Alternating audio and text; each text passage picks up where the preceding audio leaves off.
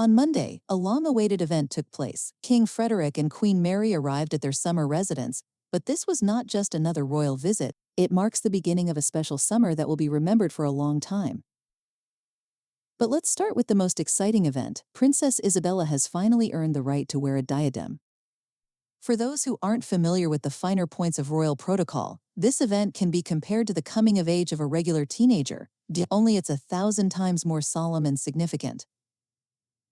After all, a diadem is not just a beautiful decoration, it's a symbol of the transition from childhood to adulthood in the royal family, a sign that the princess is ready to take on serious responsibilities. The history of diadems in the Danish royal family goes back deep into the past, and the rules here are strict. None of the princesses are allowed to wear a diadem before they turn 18, and this tradition is followed without exception. Even Queen Margrethe, when she was a princess, patiently waited for her coming of age. She recalled how, at 17, she took part in a state visit from Queen Elizabeth II and Prince Philip to Denmark, but she wasn't wearing a diadem. She hadn't reached the required age yet. When Princess Isabella turned 18 in April of this year, the royal house released a series of official portraits, where she appeared for the first time in a diadem. And this was not just any diadem from the royal collection. Her grandmother, Margrethe, gifted her granddaughter a very special piece of jewelry with an incredible history. It's a golden bandeau with 11 rosettes shaped like daisies, decorated with turquoise and diamonds, created at the end of the 19th century. It belonged to Crown Princess Margrethe, the great-grandmother of Princess Isabella. The story of this diadem reads like an exciting novel. After the death of Crown Princess Margrethe, the piece was passed down to her daughter, Princess Ingrid, who received it as a gift for her confirmation. When Ingrid married the future King Frederik IX, the diadem moved to Denmark and became part of the Danish royal treasures. And now, more than a century later, this relic adorns the head of young Princess Isabella.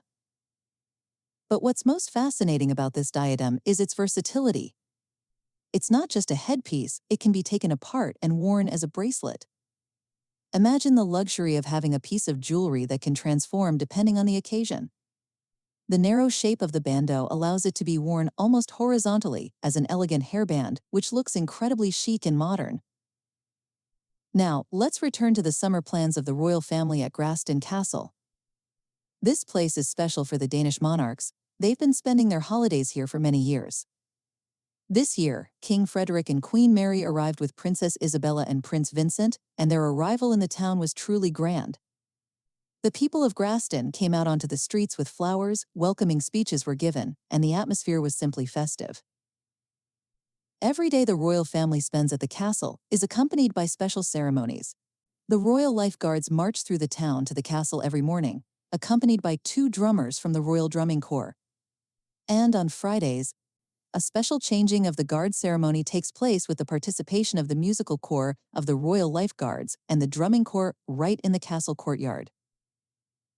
The first Friday after the royal family's arrival is always special. There's more music, the mood is even more festive, and usually, King Frederik and Queen Mary come out into the castle courtyard to watch the ceremony.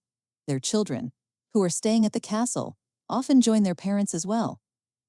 This has become a wonderful family tradition, which shows just how important these moments of unity with their subjects are for the monarchs. Usually in the first week of their stay at the summer residence, the king and queen invite friends over, and this year is likely to be no exception.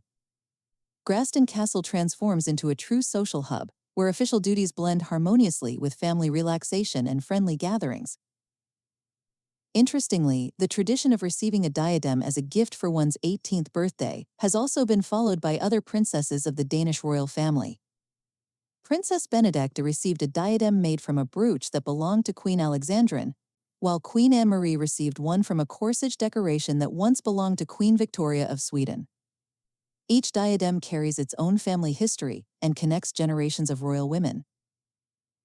As Queen Margrethe herself said, "We count centuries, not carats," emphasizing that the value of royal jewelry lies not in its cost, but in the history and traditions it carries.